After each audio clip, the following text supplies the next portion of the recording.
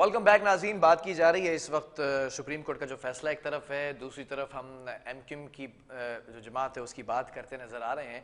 पिछले सेगमेंट में हमने पीटीआई का मौक़िफ़ भी आपके सामने रखा, लेकिन इस वक्त एमक्यूएम पाकिस्तान की अगर बात की जाए तो खालिद मकबूल सिद्दीकी ये कहते नज़र आते हैं कि जो मुखालफत में बैनर्स लगाए जा रहे हैं कराची के अंदर, अगर बात की जाए तो उन लोगों के लिए भी, उन लोगों से लड़ने के लिए भी तैयार हैं। एमक्यूएम की अगर बात की जाए तो पहले 3.5 या 4 साल हुकूमत के साथ, फिर हुकूमत से तहफ़्फ़ुज़ात हुकूमत मनाने में नाकाम नजर आई।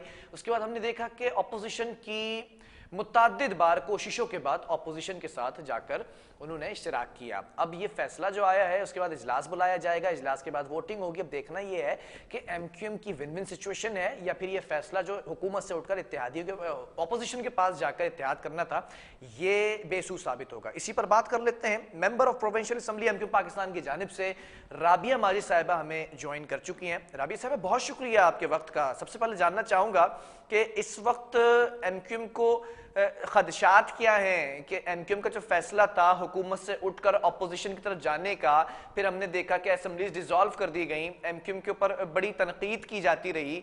अब इस वक्त सिचुएशन क्या है, एमक्यूएम का नैरेटिव क्या है? राबी साहब से दोबारा रब्ता करने की कोशिश की जाए।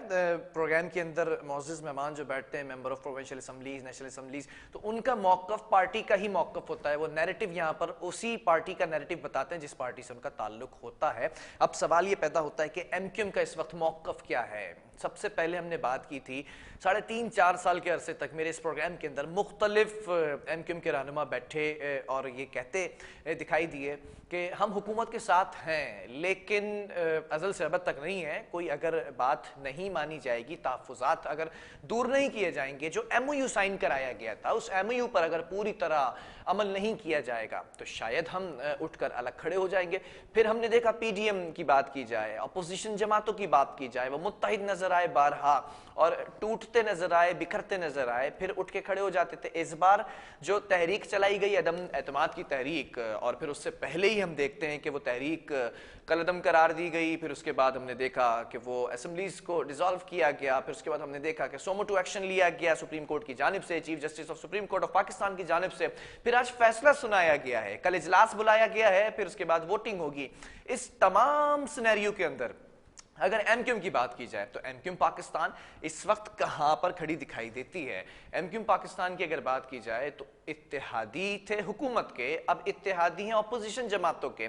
अपोजिशन ने ऐसी क्या डिमांड्स मान ली थी कि अपोजिशन के साथ जाकर खड़े हुए। लेकिन इस तमाम पैराए के अंदर अगर बात की जाए कराची के शहरियों की, तो इस वक्त पीटीआई जिस तरह से तंज के निश्तर बरसाती नजर आती है, वो तंज के निश्तर ये भी कहते नजर आते हैं, उसमें मफहूम ये भी है कि अब एमक्यूएम इलेक्शंस के अंदर कराची से तो क्या पूरे सिंध से एक भी सीट नहीं निकाल पाएगी कौमी असम्बली की अगर बात की जाए। अब एमक्यूएम इसके ऊपर पुरजोश नजर आती है, परेशान नजर आती है, या फिर कोई ना कोई स्ट्रेटेजिक प्लान बनाती नजर आती है? तो एमक्यूएम का मौक़िफ़ भी जानना इंतहाई जरूरी है।